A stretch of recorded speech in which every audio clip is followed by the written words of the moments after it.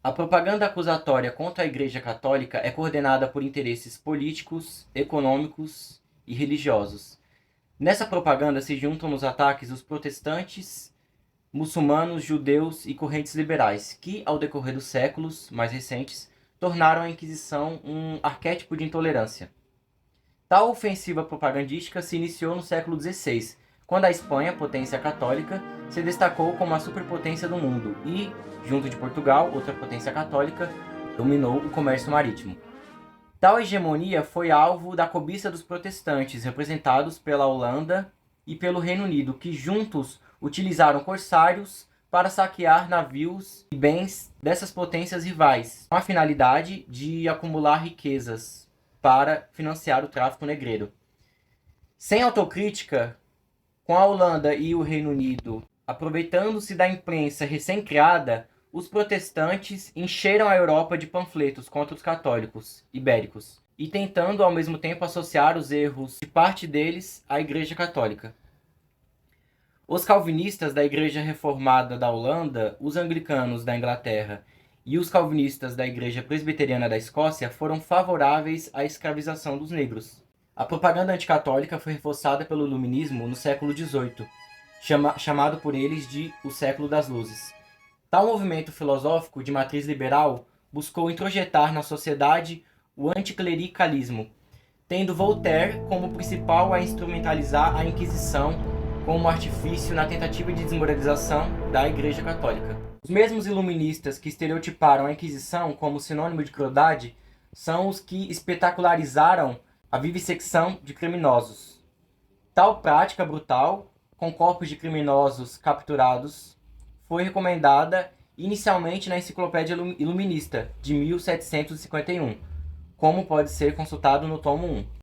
Os mesmos chavões usados pelos iluministas acusando a Igreja de atentar contra a liberdade foram repetidos e ainda são por ateus e comunistas, que aproveitam-se de tais distorções históricas para tentar tornar aceitável suas narrativas contra as religiões institucionalizadas. E por falar em comunismo, na União Soviética, na China e no Camboja, o ateísmo foi imposto como se fosse uma religião, mas alheia ao plano espiritual e idealizada por dogmas políticos de Lenin, Stalin, Mao Tse-tung e Pol Pot. Tanto que nesses países foi proibida a prática de qualquer religião. Quando bem houve alguma exceção, foi para fins propagandísticos de favorecer tais regimes. Dentro do panorama religioso, não faltam exemplos históricos de violência. Partindo da Roma pagã, que em suas extensões imperiais massacrou os cristãos, e posteriormente, com a Reforma Protestante, na Europa do século XVI, os católicos são perseguidos, agora dentro de um contexto de divisão no próprio cristianismo, como na Alemanha luterana e na parte calvinista da Suíça, abre parênteses, ênfase em Genebra, fecha parênteses. Por outro lado, na França Católica, os calvinistas foram alvos da carnificina na noite de São Bartolomeu, em 1572. Um episódio trágico ocorrido depois de muitos anos de fanatismo dos calvinistas contra os católicos.